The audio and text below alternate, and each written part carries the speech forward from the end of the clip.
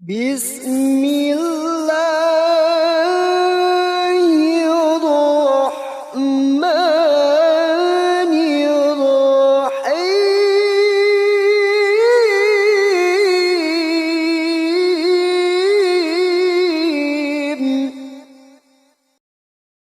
Ada orang beriman ketika bikin dosa takut kepada Allah, langsung taubat.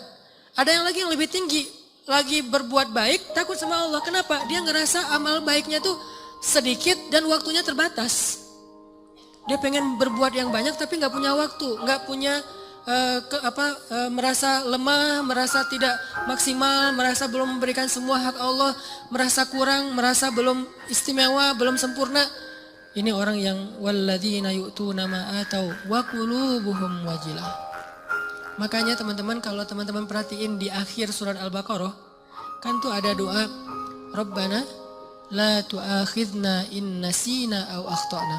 Itu bukan doa orang yang berbuat dosa loh. Itu doa orang habis beribadah. Dia habis beribadah, habis sholat misalnya, doanya Rabbana la tu'akhidna in nasina aw akhtana. Udah beribadah masih minta maaf sama Allah. Ya Allah, jangan marah ya sama saya kalau saya ada yang silap, ada yang lupa, ada yang gak sempurna. Ini orang beriman, udah beribadah masih minta maaf. Sama kayak ayat idza jaa nasrullahi wal fath wa ra'aitan nasa yadkhuluna fi dinillahi afwaja fasabbih bihamdi rabbika wastaghfir. Kalau telah datang pertolongan Allah dan kemenangan, dan engkau melihat orang berbondong-bondong masuk kepada agama Allah. Maksudnya apa? Kalau dakwah kamu sudah sukses. Wahai Muhammad, wahai kaum muslimin, kalau dakwah kalian sudah sukses, orang berbondong-bondong ikut pengajian, orang berbondong-bondong berhijrah, jadi tren baru sekarang Islam misalnya di zaman dulu Nabi. Orang berbondong-bondong memeluk agama Islam. Dakwah kamu tuh udah keren banget, usaha kamu tuh udah maksimal. Ketika kamu mendapatkan kesuksesan dalam dakwah, maka pujilah Allah dan beristighfarlah. Kenapa? Habis berdakwah, habis sukses malah disuruh beristighfar. Dan yang disuruh itu adalah Nabi loh secara personal, bukan kaum muslimin. Kalau kaum muslimin mungkin mengatakan fasabbihu bihamdi rabbikum wastaghfiru gitu kan ya. Tapi karena personal, fasabbih bihamdi rabbika wastaghfir. Engkau wahai Muhammad. Jadi Nabi banget yang disuruh. Kalau Nabi aja disuruh istighfar, apalagi umatnya. Dan Allah menyuruh Nabi istighfar bukan habis berbuat dosa, bukan. Karena Nabi tidak berbuat dosa. Kapan disuruh istighfar? Habis sukses dalam dakwah disuruh istighfar. Kenapa? Inilah mukmin. Dia nggak pernah merasa dirinya sempurna. Dia nggak pernah merasa bahwa ini karena kerja saya, karya saya, hasil jeripayah saya, karena saya hebat. Enggak. Istighfar tetap kepada Allah. Karena kalau nggak Allah tolong, kamu nggak akan sukses. Gitu maksudnya. Kenapa kalau Allah nggak tolong kamu nggak akan sukses? Karena apa yang kamu lakukan itu harusnya kamu nggak bisa sukses. Soalnya yang kamu lakukan itu belum maksimal, belum ideal, belum sempurna, belum istimewa. Tetap aja ada kurangnya. Karena sifat dari insan mahallul khata' wan nisyan. Pasti ada salah dan lupa, pasti. Jadi gimana pun kita dapat nikmat, hati kita wajilah. Apalagi nikmat dunia doang. Nikmat ibadah aja tetap wajilah. Nikmat ibadah kan, yu'tu nama atau berarti mereka sholat, puasa, zakat, sedekah, haji, umroh, kayak gitu-gitu, tilawah, hafal Quran, tapi hatinya masih wa qulubuhum wajilah. Padahal itu yang dikasih nikmat ibadah loh. Gimana kalau yang dikasih nikmat dunia? Karena nggak mungkin kan nikmat ibadah itu istidraj. Mungkin nggak? Nikmat ibadah istidraj. Allah membiarkan dia aja sholat sendiri. Nggak mungkin kan? Istidraj itu hanya berlaku untuk nikmat dunia. Tapi kalau nikmat akhirat, ibadah, ketaatan, kedekatan dengan Allah, gak mungkin istidraj. Itu pasti nikmat yang hakiki tuh. Tetap mereka ngerasa, saya banyak kurang, saya masih, kalau sholat pasti tadi ada yang gak khusyuknya. Ada yang khusyuk 4 rakaat sholat isya, pasti ada hilang-hilangnya gitu kan ya. Lebih tepatnya ada khusyuknya sedikit, sisanya hilang. Mungkin itu lebih tepat buat kita nih. Nggak sengaja kok udah salam aja, atau tadi sujudnya 2 kali apa sekali ya, tadi saya ruku nggak sih, apalagi kalau sholat sendiri tuh, pas udah sujud tadi saya ruku nggak sih, kan suka gitu tuh, pas udah berdiri tadi saya tahiyat nggak sih, atau langsung dari sujud langsung berdiri, kan suka gitu. Salam tadi saya syahadatan nggak ya, jangan-jangan langsung Allahumma sholli ala sayyidina Muhammad, assalamualaikum. Pas berdiri tadi saya baca Al-Fatihah nggak ya, udah mau ruku aja, Suka gitu, berarti banyak kurangnya dalam ibadah kita. Tilawah juga gitu, pasti banyak baca yang salah. Jangan-jangan salah huruf, salah makna harusnya dosa. Puasa juga gitu, gak bisa jaga pandangan. Atau sedekah juga gitu, jangan-jangan saya sedekah belum bersih-bersih amat atau belum maksimal, masih banyak yang saya tahan, masih kikir. Intinya adalah jangan ngerasa udah sempurna. Sehingga ketika Allah kasih kita nikmat, kita merasa diri kita emang pantas mendapatkannya. Bukan. Ketika Allah kasih kita nikmat, kita bilang sebetulnya saya gak pantas, tapi Allah maha baik. Ketika Allah kasih kita hidayah, sebetulnya bukan saya udah sadar, Allah menyadarkan saya. Ketika kita dapat ujian, baru kita salahkan diri kita. Makanya hadis qudsinya yang saya sampaikan di booster, kalau kalian mendapatkan nikmat, janganlah kalian memuji kecuali Allah. Kalau kalian mendapatkan masalah, musibah, sesuatu yang buruk, janganlah kalian mencela kecuali diri kalian sendiri. Ini ke diri kita teman-teman. Dan ini kaidahnya tidak berlaku untuk orang lain ya. Karena Allah hanya mengatakan untuk diri kalian sendiri, bukan untuk teman kalian. Jadi dalam Islam itu kita dibangun juga persepsi, mindset. Jangan pakai hadis qudsi ini untuk orang lain. Lo banyak dosa tuh. Kok gitu sih? Ya kan kata Allah juga dalam hadis qudsi gini. Enggak, ini enggak berlaku untuk orang lain. Berlaku untuk diri kita. Untuk orang lain selalu berlaku husnuzon. Ijtanibu katsiran minadh-dhon. Jauhi prasangka buruk kepada orang lain. Kalau dia dapat nikmat, Masya Allah, Allah sayang kepada dia sehingga diberkahi rezekinya. Kalau dia dapat ujian, Masya Allah, Allah pengen menggugurkan dosa dia, pengen mengangkat derajat dia. Kalau ke kita dapat nikmat, saya sebetulnya gak pantas, tapi Allah baik banget sama saya. Kalau kita dapat ujian, emang saya layak diginiin sama Allah. Ya Allah, ampunkan dosa saya, angkat musibah saya. Terus mana ada peluang buat kita menghakimi orang lain? Kan gak ada peluang. Sesama mukmin, sesama muslim, gak ada peluang kita menjelek-jelekan orang lain. Nah kalau teman-teman perhatikan di surat Al-Mu'minun, yang ayat 60 tadi, coba mundur beberapa ayat, ayat 55, itu jelas banget. Jadi satu paragraf ini lagi ngomongin tentang bab GR nih. Ayat 55 itu orang yang GR. Surat Al-Mu'minun, ayat 55 Allah bilang, ayahsabuna annama numidduhum bihi min malin wa banin nusari'u lahum fil khairati bal la yash'urun. Apakah mereka mengira ketika kami memberikan mereka banyak harta dan keturunan berarti kami menyegerakan untuk mereka kebaikan? Enggak, mereka enggak ngerti kata Allah. La yash'urun itu enggak sadar, enggak ngerti, enggak ngerasa. Jadi enggak selalu ketika Allah numiddu lahum mim malin wa banin, ketika Allah ngasih harta dan keturunan yang banyak, maksud harta dan keturunan itu kehidupannya bahagia, rumah tangganya aman-aman aja, gak ada masalah, maka berarti nusari'u lahum fil khairat, belum tentu. Seolah-olah Allah itu sayang banget sama dia, belum tentu. Kalau gitu kita seuzon sama Allah, enggak. Kita tetap berpikir Allah itu maha baik. Terus kalau kita dapat nikmat, itu bukti bahwa Allah maha baik, bukan karena kita pantas. Atau mungkin ini adalah ujian dari Allah. Antara dua. Antara Allah emang baik banget walaupun kita nggak pantas, atau Allah sedang menguji kita dengan ujian yang kita senangi. Dulu ketika masih sendiri, setiap malam tahajud, ya Allah beri saya pasangan imam yang bisa ngimamin saya. Gak apa-apa deh yang dibaca Al-Ikhlas juga, yang penting dia imam. Yang imam, ya Allah beri saya makmum. Mudah-mudahan dia tetap mengamini doa-doa saya. Walaupun mungkin doa saya gak fasih. Doain setiap malam tahajud. Allah kasih nih. Persis kayak bayangan kita banget nih. Spesifik. Hidungnya, matanya, wah segala macam. Gua banget lah pokoknya. Pas udah dapat gitu masih bangun tahajud gak? Atau udah mulai telat-telat dikit? Kenapa telat-telat dikit? Susah bangunnya sekarang. Kalau dulu bangun cuman ngangkat bantal guling atau cuman selimut doang, itu juga kadang-kadang. Karena seringnya selimut udah terbang kemana, bantal guling kemana tidurnya teh. Macet banget tidurnya. Ada juga pas dia mau bangun, sekarang beda, bukan bantal guling, lengan. Cie. Mungkin lengan itu lebih ringan daripada bantal guling. Secara kilonya kayak gitu ya. Tapi rasanya berat. Taruh lengan, aduh gimana nih caranya, ntar dia terbangun. Kan saya nggak pengen ngebangunin dia, kasihan, alasan ya modus. Nggak tahajud, atau tahajudnya telat. Atau mulai berkurang, lama-lama tadi tahajud 11, sekarang jadi tinggal 8, 4, 2, tinggal witir doang. Tapi masih lumayan lah. Akhirnya subuh di masjid, subuh di rumah, subuh telat, subuh dijamak dengan duha. Kan bertahap tuh. Udah gitu ngejamaknya kompakan lagi, berjamaah.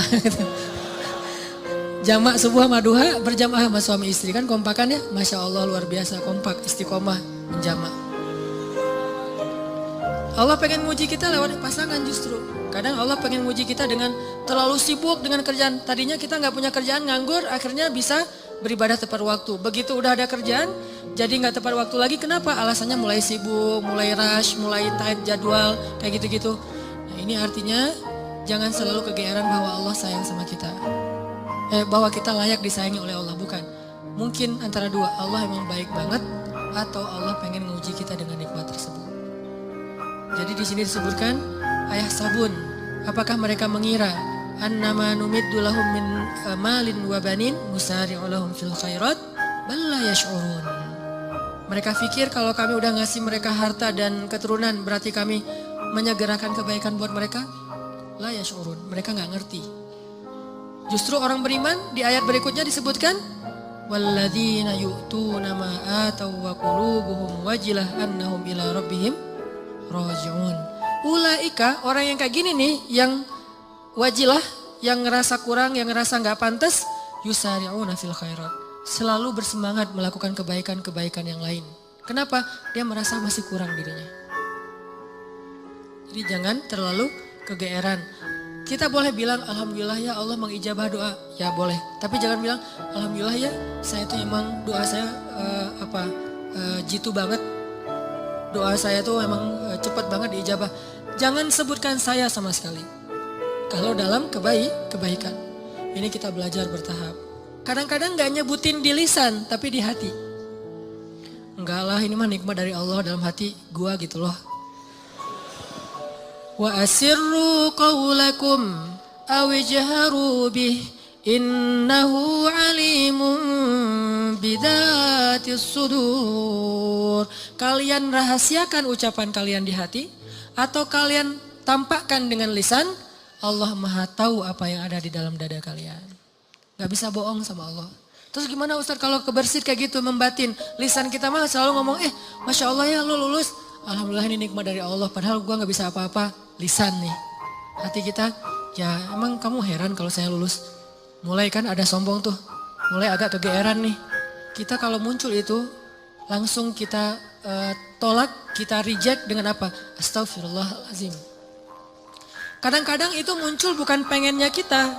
Yuwas wisufi sudurinas, emang si dia tuh. Si dia bukan, si dia mah keren buat saya. Orang itu, zat itu tuh. Yaitu khannas yuwas wisufi sudurinas. Kita gak pengen sombong, kita gak pengen riak. Dia yang yuwas wis supaya kita sombong. Saya kan pernah cerita, ngimamin. Pengen ngimamin yang paling maksimal. Biar semuanya khusyuk, kan kalau yang lain khusyuk kebawa pahalanya ke yang ngimamin nih. Allahu Akbar. Alhamdulillahi Rabbil Alamin. Semaksimal mungkin, sebisa mungkin yang bagus bacaannya. Pas sudah selesai sholat, yuwaswis. Atau belum selesai sholat, baru amin. Keren juga ya suara saya muncul. Yuwaswis. Itu bukan saya ya, saya gak pengen kayak gitu-gitu amat lah. Yuwaswis. Awal-awalnya dulu kayak gitu tuh. Ini saya ngaku nih, awal-awalnya ngimamin, apalagi pas ngimaminnya di Mesir. Karena orang Mesir tuh suka suuzon sama orang Indonesia, dianggap orang Indonesia tuh gak bisa ngaji. Kan kepancing nih, emangnya orang Indonesia gak bisa ngaji? No, kasih mic buat gua, gitu. Ngimamin lah nih. Ngimamin ada niat pengen nunjukin orang Indonesia tuh ngajinya bagus-bagus. Mulai agak-agak melenceng tuh. Sehingga pas selesai sholat orang Muslim, Masya Allah kamu Indonesia tapi ngajinya enak dan segala macam. Ya udah kamu tarawih aja di sini jadi imam. Muncul waswasah, yuwaswisufi sudurinas. Bukan pengennya kita. Pulang ke Indonesia juga kayak gitu. Ada yang Ustadz saya baru pertama menangis ketika sholat gara-gara Ustadz. Padahal saya ke umrah juga nggak nangis. Di sini bisa nangis, Masya Allah. Langsung yuwaswis. Wah itu habis-habisan tuh. Gimana caranya? Gara-gara itu terus saya nggak jadi berusaha semaksimal mungkin. Ya udah deh, gue biasa-biasa aja daripada sombong. Alhamdulillah Rabbil Alamin, Ar-Rahmanir Rahim, Ustaz kok ngajinya gitu? Saya nggak mau sombong. Was-was aja juga ya, was-was. Wah lu ikhlas banget ya orangnya, ikhlas. Ikhlas yang butuh istighfar. Sama dengan istighfar, yahtaju ilal istighfar. Istighfar butuh istighfar. Kenapa? Ya ini main hati nih, berat nih. Terus gimana caranya? Gak apa-apa, lanjutin aja. Awalnya emang ria, sombong, dikit-dikit. Bertahap, lama-lama dia akan berkurang. Dengan kita reject. Enggak. Mau enggak sih, kita tuh enggak setuju sama dia. Lama-lama dia enggak akan ngaruh lagi di hati kita. Sesekali doang ngaruh, dia lebih gampang nolaknya. Tapi kalau kita menghindar terus, susah. Sedekah gitu, dilihat orang, wah 100.000 ya. Yang di sebelah cuman 1.500 koin, kita 100.000. Awalnya sih emang beda sih rasanya. Karena pertama 100.000. Awalnya nih, besok lama-lama biasa aja. Lama-lama nggak ngaruh sama sekali. Udah di hati kita tuh udah kebal. Kan ini kematangan jiwa kita dalam beramal soleh ya. Orang kalau lagi puber pasti kayak gitu teman-teman. Ekspresif, heboh, lebay, itu orang puber. Baru pertama ke masjid, heboh gitu ya. Wah, gua baru ke masjid. Tapi kalau udah kebiasaan ke masjid, apa sih yang mau dibanggain, biasa aja kali ke masjid gitu. Baru pertama tahajud, wah udah bangunin temannya tuh semuanya, bangun. Enggak bangun, saya aja udah 2 jam bangun dari tadi. Udah 11 rakaat, pamer. Namanya juga lagi puber. Baru hafal 1-2 hadis, wah ini dhaif. Semuanya dhaif, cuma dia doang yang sahih gitu. Lagi belajar. Kalau udah biasa hafal hadis, biasa aja. Atau emang gak hafal gitu. Kayak saya misalnya, karena gak hafal hadis ya udah gak usah komen-komen deh, biasa-biasa aja. Toh bisa jadi saya komen dhaif ternyata sahih. Daripada saya mendhaifkan yang sahih, mending saya diam. Nah ini artinya jangan menghindar, tapi di-reject. Begitu kita kegeeran di dalam hati, enggak ini. Hadza min fadli Rabbi, ini anugerah dari Allah. Ini Allah Maha Baik, ini semuanya karena kebaikan Allah gitu. Lama-lama setan akan cari jalan lain, gak akan yuwas-wis lagi. Dia akan menghindar. Sampai kita menjadi orang yang kalau kata guru saya mukhlasin. Apa arti mukhlasin? Kalau mukhlisin orang yang ikhlas. Kalau mukhlasin orang yang udah gak ada bedanya di mata dia emas dengan batu. Udah sama tuh. Ketika ditaruh emas, dia senyum. Dikasih batu juga dia senyum. Gak ada bedanya antara batu dengan emas, mukhlas. Maka setan udah gak bisa ngegodain dia. Gimana ngegodain? Orang emas dan batu sama di mata dia. Tapi kalau emas masih lebih berharga daripada batu, cuman dia masih berharap ridho Allah, itu namanya mukhlis. Kalau emas lebih berharga daripada batu dan dia tidak lagi berharap ridho Allah, itu udah gak mukhlis. Ada orang yang riya, ada mukhlis, ada mukhlas. Di mata Nabi Muhammad SAW, emas dan batu itu udah sama. Makanya setan udah gak mau goda-godain Nabi Muhammad. Kecuali ada setan yang masih anak baru gitu, godain Nabi Muhammad. Kalau setan yang udah senior ya, udah tahu, oh itu Muhammad gak usah digodain deh, habis-habisin waktu lo. Mending godain yang lain-lain aja, yang sahabat. Tapi kalau yang baru-baru kayak semangat gitu, gua mau godain orang nih. Pas ngeliat, wah ini ada lagi sholat digodain, Nabi Muhammad digodain. Kan sia-sia ya. Jadi kayak buang-buang waktu gitu. Dia godain Nabi Muhammad, begitu Nabi selesai sholat, dipegangin, digulung sama Nabi, digantung di tiang masjid. Teriak-teriak gitu. Pas pagi-pagi anak-anak Madinah, anak-anak kecil gitu, pergi sholat subuh, ngelihat ada bola tuh, mau diambil sama mereka, mau ditendang-tendang. Kata Nabi, jangan. Udah ditendang-tendang mereka, dia udah kesakitan, dikeroyok sama anak kecil Madinah gitu. Bayangin jin di masa itu jadi bola. Terus ditendang-tendang sama anak Madinah, diambil sama Nabi, dilepas, terus dia lari. Baru dia sadar sekarang, oh saya ternyata salah godain, yang digoda adalah Rasulullah SAW. Kata teman-temannya, lo sih gak ada yang nanya ke senior. Gitu.